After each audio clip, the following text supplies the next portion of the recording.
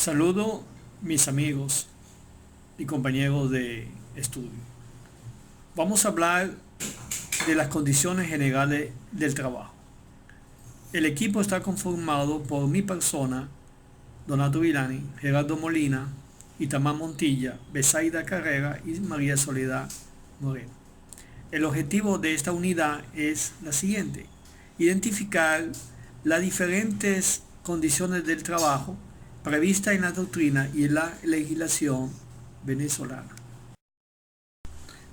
El contenido es el siguiente: la remuneración, clase de salario y sus principios, el pago del salario, participación en los beneficios, las condiciones de trabajo previstas en la ley laboral, la jornada de trabajo, la jornada extraordinaria, descanso semanal y de los días feriados, vacaciones, infortunios en el trabajo, la protección de la maternidad y la familia y los regímenes, la remuneración y el salario. ¿Qué se entiende por remuneración? Es el pago que recibe una persona al realizar un trabajo profesional o cumple con una determinada tarea en una empresa. También se conoce como salario. Este término deriva del hecho que en la antigüedad los que realizaban una actividad o trabajo recibían como contraprestación una cantidad de sal. Este era un producto que escaseaba en esa época y tenía un importante valor, por lo que se utilizaba como moneda de intercambio. También la remuneración se relaciona con el derecho del trabajador a ganarse la vida de forma digna. Como trabajo digno entendemos aquel trabajo que respeta los derechos fundamentales de la persona humana, así como los derechos de los trabajadores en lo relativo a condiciones de remuneración. Como concepto de salario, podemos decir que es una contraprestación que reciben los trabajadores a cambio del trabajo realizado para un empleador, sea privado o el Estado. La cuantía se establece en el contrato de trabajo. Siempre debe existir una remuneración en dinero. La retribución en especie es adicional. Hay bases legales, por ejemplo, en la Constitución de la República Bolivariana de Venezuela, en su artículo 91 se habla de este punto. Dice: todo trabajador o trabajadora tiene derecho a un salario suficiente que le permita vivir con dignidad y cubrir para sí y su familia las necesidades básicas, materiales, sociales e intelectuales. Se garantiza el pago de igual salario por igual trabajo y se fijará la participación que debe corresponder a los trabajadores y trabajadoras en el beneficio de la empresa. El salario es inembarcable y se pagará periódica y oportunamente en moneda del curso legal, salvo la excepción de la obligación alimentaria, de conformidad con la ley. El Estado garantizará a los trabajadores y trabajadoras del sector público y privado un salario mínimo, vital, que será ajustado cada año, tomando como una de las referencias el costo de la canasta básica. Por otro lado, en el artículo 104 de la Ley Orgánica del Trabajo, Trabajadores y Trabajadoras, se entiende por salario la remuneración, provecho o ventaja, cualquiera que fuera su denominación o método de cálculo, siempre que pueda evaluarse en moneda de curso legal, que corresponde al trabajador o trabajadora por la prestación de su servicio, y entre otros comprende las comisiones, las primas, participación en los beneficios o utilidades, el bono vacacional, así como recargos por día feriado, hora extraordinaria o trabajo nocturno, alimentación y vivienda. Bien, ahorita hablaremos de los principios generales del salario, como la libre estipulación, la proporcionalidad, libre disponibilidad y renunciabilidad, igualdad, suficiencia y productividad. Como pueden observar en la lámina, en cuanto a la suficiencia, el artículo 98 de la Ley Orgánica del Trabajo habla acerca de que todo trabajador o trabajadora tiene derecho a un salario suficiente para permitir vivir con dignidad y cubrir sus necesidades, la de él y la de su familia. En cuanto a la estipulación, el 99 habla que se estipulará libremente garantizando la justa distribución de la riqueza. En cuanto a la disponibilidad, el 101 menciona: los trabajadores y trabajadoras dispondrán libremente de su salario. Y en cuanto a la irrenunciabilidad, según el 103, el derecho al salario es irrenunciable y no puede cederse en todo o en parte, a título gratuito u oneroso, salvo a los hijos e hijas y al cónyuge o persona con quien tenga una unión estable de hecho el trabajador o trabajadora. Otro principio es el principio de continuidad, el principio de igualdad, proporcionalidad y productividad. En referencia al principio de igualdad, el artículo 109 lo explica: igual trabajo, igual salario. O sea, a trabajo igual desempeñado en un puesto de trabajo, jornada y condiciones de eficiencia también iguales, debe corresponderle un salario igual. Con respecto a la proporcionalidad, se le otorgará primas de carácter social por conceptos de antigüedad, asiduidad, responsabilidad, economía de materias primas y etcétera. Y el artículo 110 hace referencia a la productividad.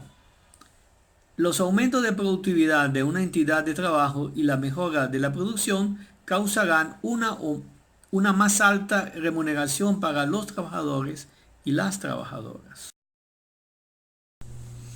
Vamos a mencionar lo que es el pago de contribuciones. Según el artículo 107 de la Ley Orgánica del Trabajo, dice: cuando el patrono o patrona o el trabajador o trabajadora estén obligados a cancelar una contribución, tasa o impuesto, se calculará considerando el salario normal correspondiente al mes inmediatamente anterior a aquel en que se causó. Y con respecto a la propina, el artículo 108 de la ley dice que en los locales en que se acostumbre cobrar al cliente por el servicio un porcentaje sobre el consumo, tal recargo se computará con el salario, en la proporción que corresponda a cada trabajador o trabajadora, de acuerdo con lo pactado, la costumbre o el uso. Si el trabajador o trabajadora recibiera propina de acuerdo con la costumbre o el uso local, se considerará formando parte del salario un valor que para él o ella representa el derecho a percibirlas, el cual se estimará por convención colectiva o por acuerdo entre las partes. En caso continuaremos nuestra exposición hablando de las clases de salario. Hablaremos del salario por unidad de tiempo, salario por unidad de obra o por tarea, lo que es el salario normal, el salario a comisión, salario integral y el salario base.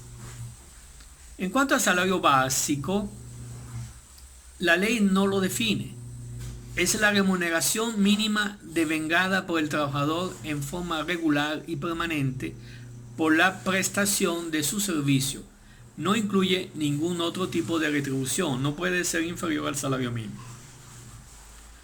El salario normal, según el 104 de la ley, dice que el salario normal es la remuneración recibida por el trabajador en forma normal y permanente por la prestación de servicio.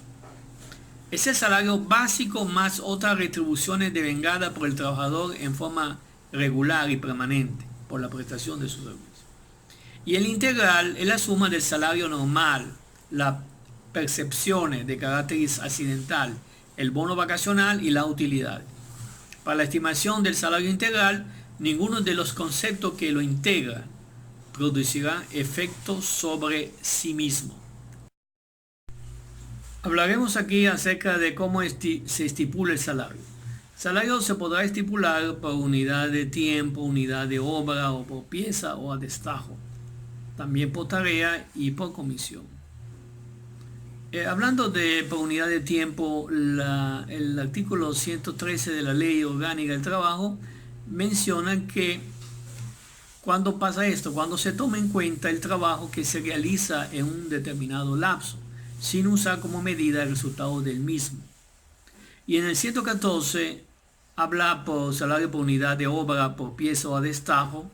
Se entenderá que el salario ha sido estipulado por unidad de obra, por pieza o a destajo, cuando se toma en cuenta la obra realizada por el trabajador sin usar como medida el tiempo empleado para ejecutarlo.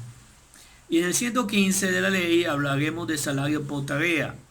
Se entenderá que el salario ha sido estipulado por tarea cuando se toma en cuenta la duración del trabajo, pero con la obligación de dar un rendimiento determinado dentro de la jornada de trabajo. Continuando con la exposición acerca del salario, me corresponde en este momento hablarles acerca del pago del salario.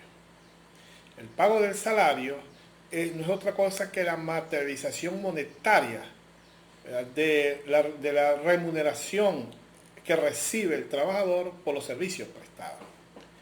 Esta expresión monetaria está establecida en un monto que corresponde a la jornada de trabajo realizada por ese trabajador. El pago del salario tiene unas características. La primera característica que tiene es la forma. La forma que establece la ley en el artículo 123 de la ley del trabajo y el trabajador y los trabajadores es que tiene que ser en moneda nacional. Calculado, establecido, la forma del pago es en moneda nacional.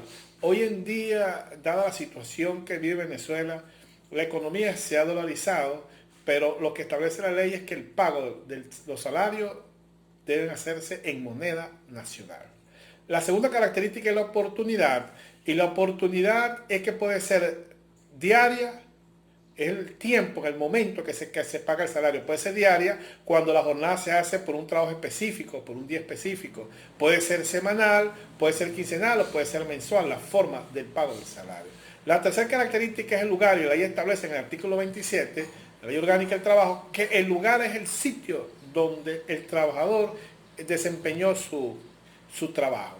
Esta forma de pago, la forma de pago es importante señalarla porque es en moneda nacional y la forma puede ser a través de cheque, a través de efectivo. Hoy en día la forma más usada para el pago de los salarios son las denominadas transferencias bancarias, donde el patrón o la persona, ¿verdad?, a quien se le hizo el trabajo, el que va a pagar el salario, se la puede hacer a través de esta transferencia. También existe la figura de los pagos móviles, que son muy comunes utilizar hoy en día.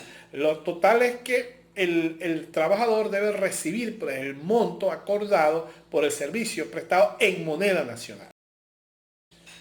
Otras de los aspectos importantes es que para calcular el monto del pago del salario existe una base o denominado salario mínimo que está establecido en el artículo 129 de la Ley Orgánica del Trabajo, donde el Estado fija el salario mínimo y ningún monto de salario, puede ser diario, puede ser semanal, o puede ser quincenal, o puede ser mensual, no puede estar por debajo de ese monto. Esa es la base mínima a través del cual se calcula el monto del pago del salario.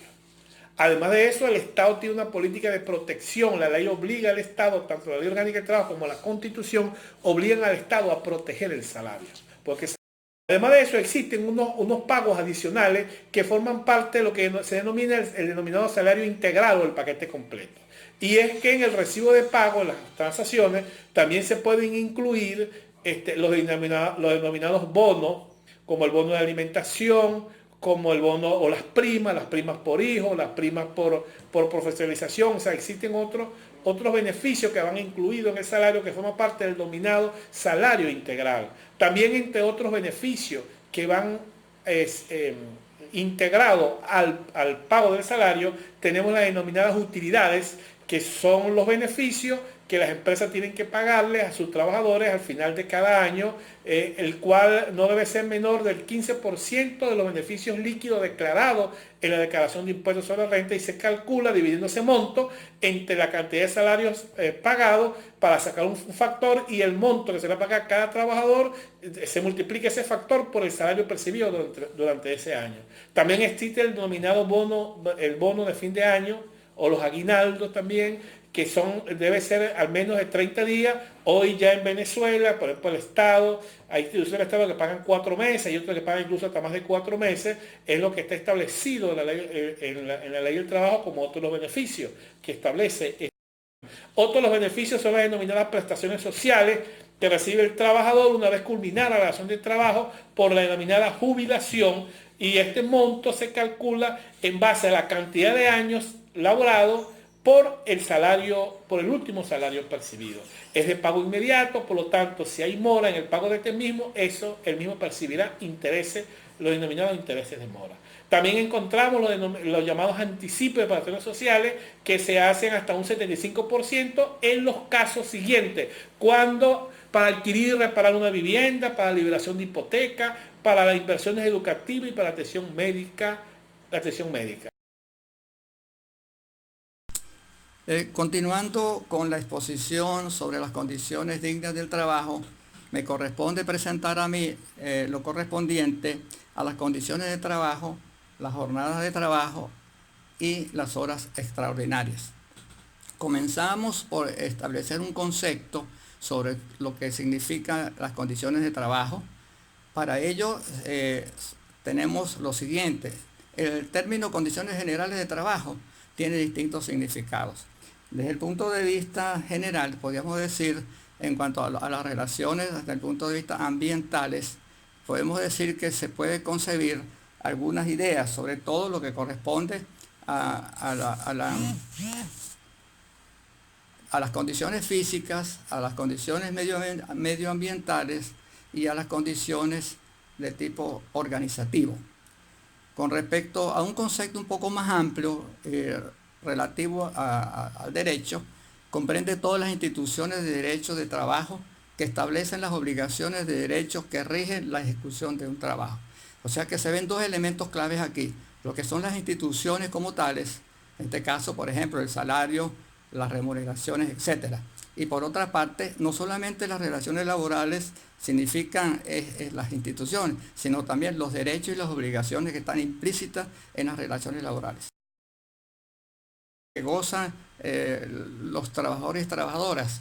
Podemos significar el impacto que tienen sobre las leyes, sobre todo cuando tomamos en consideración lo que es la garantía constitucional, sobre todo cuando nos referimos a las constituciones. En este caso, tanto la Constitución del 61 como la Constitución del 99 recogen todo lo concerniente a lo que corresponde a las condiciones de trabajo. Específicamente en el artículo 89 de la Constitución Bolivariana de Venezuela, donde se dispone que la ley dispondrá lo necesario para mejorar las condiciones materiales, morales e intelectuales de los trabajadores y trabajadoras. Con respecto a lo que significa la jornada de trabajo diurna, no excederá de 8 horas diarias ni de 44 horas semanales, artículo 90 de la Constitución Bolivariana. La jornada de trabajo nocturna no excederá de 7 horas diarias ni de 35 semanales. Ningún patrono o patrona podrá obligar a los trabajadores o trabajadoras a laborar horas extraordinarias. Los trabajadores y trabajadoras tienen derecho al descanso semanal y vacaciones remuneradas. También con respecto a la regulación de estos principios constitucionales, los encontramos en el artículo 156 de la LOT, y con respecto a lo que corresponde a la ley de lo que es la Ley Orgánica de Prevención, Condiciones y Medio Ambiente, la LOCSIMAT, en el artículo 59, que corresponde a lo que serían la condición mental y física que asegura precisamente esta legislación para la protección de los trabajadores y específicamente también en cuanto a lo que es los niños, las niñas, adolescentes y los trabajadores con discapacidad. En cuanto al artículo 156 se establece lo siguiente. En cuanto al condicionamiento, se refiere más que todo al desarrollo físico, intelectual y moral, a la formación e intercambio de saberes en el proceso social del trabajo, o sea, el aprendizaje y la formación en el trabajo, el tiempo para el descanso y la recreación, el ambiente saludable de trabajo, o sea, condiciones que le aseguren al trabajador, ¿verdad?, salud mental, intelectual y física, la protección a la vida, la salud y la seguridad laboral. La prevención y las condiciones necesarias para evitar toda forma de hostigamiento o acoso sexual y laboral. Este último aspecto está implícitamente expuesto más adelante en lo que serían las condiciones laborales en el caso de las mujeres. En cuanto a la normativa, supuestos y tipificación de derechos y obligaciones, eso lo conseguimos a partir del artículo 157, que se refiere a la prohibición de pernocta y comida en sitio de trabajo. El artículo 158, provisión de vivienda digna. Artículo 159, provisión de transporte. Artículo 160, la responsabilidad del patrón o patrona en el derecho a la educación. Artículo 161, las becas de estudio. Artículo 162, la provisión de centros de salud, el acoso laboral y el acoso sexual. Es de significar que en estos artículos se prevé, de acuerdo al tamaño de la empresa y las condiciones de infraestructura que existan en ciertas regiones y a las condiciones que tenga la empresa en cuanto al tamaño, es que se disponen estas limitantes y estas posibilidades que la empresa debe asumir estos compromisos y responsabilidades en cuanto a la protección, sobre todo en el campo de lo que es el transporte, asegurar lo que son la educación de los trabajadores y también la parte que corresponde a la alimentación.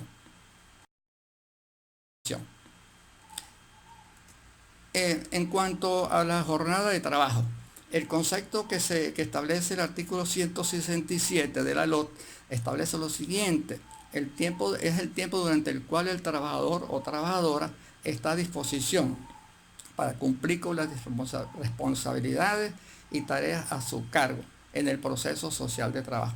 Al respecto, es bueno significar que, de acuerdo a esto, la jornada de trabajo se divide en jornada de trabajo ordinaria y extraordinaria, siendo la ordinaria de tiempo completo, de tiempo parcial. En cuanto a la discriminación de la jornada, eso lo establece el artículo 173 de la LOT. La jornada de trabajo no excederá de 5 días a la semana y el trabajador o trabajadora tendrá derecho a 2 días de descanso continuos y remunerados durante cada semana de labor. La jornada diurna, comprendida entre las 5 y 7 de la noche, no podrá exceder de 8 horas diarias ni de 40 horas semanales. La jornada nocturna, comprendida entre las 7 p.m. y las 5 a.m., no podrá exceder de 7 horas diarias ni de 35 horas semanales. En cuanto a la jornada mixta, esta comprende 7 horas y media diarias y 37 horas y media semanales. Cuando la jornada mixta tenga un periodo nocturno mayor de 4 horas, se considerará jornada nocturna en su totalidad. En cuanto a la jornada extraordinaria, es importante resaltar entonces el concepto de lo que significa desde el punto de vista legal y la normativa está establecida en el artículo 178 de la LOT. Se refiere a las horas extraordinarias a las que se elaboran fuera de la jornada de trabajo, ordinaria de trabajo. Estas jornadas están limitadas por las siguientes condiciones: no podrá exceder de 2 horas diarias, no se podrá elaborar más de 10 horas extraordinarias semanales y no se podrá elaborar más de 100 horas extraordinarias por año. Debemos tomar en cuenta que la jornada extraordinaria se refiere a casos muy específicos en la ley, determinadas por accidentes o problemas en las líneas, por ejemplo, de producción, que ameriten pues poner de acuerdo tanto al patrono como a los trabajadores para realizar estas horas de acuerdo a lo que establece la ley. Para la jornada extraordinaria del trabajo se requiere el permiso para trabajar horas extraordinarias. El patrono, para elaborar horas extraordinarias, requiere el permiso de la Inspectoría del Trabajo, artículo 182 de la LOT. Algo muy importante que debemos agregar al tema es la prolongación y las excepciones de horas extraordinarias. Estas consideraciones y previsiones están normadas en los artículos 179 a los artículos 183 de la LOT, que se refieren a la prolongación excepcional de la jornada de trabajo, en caso de accidentes y urgencias, y la prolongación por interrupción de situaciones colectivas del trabajo.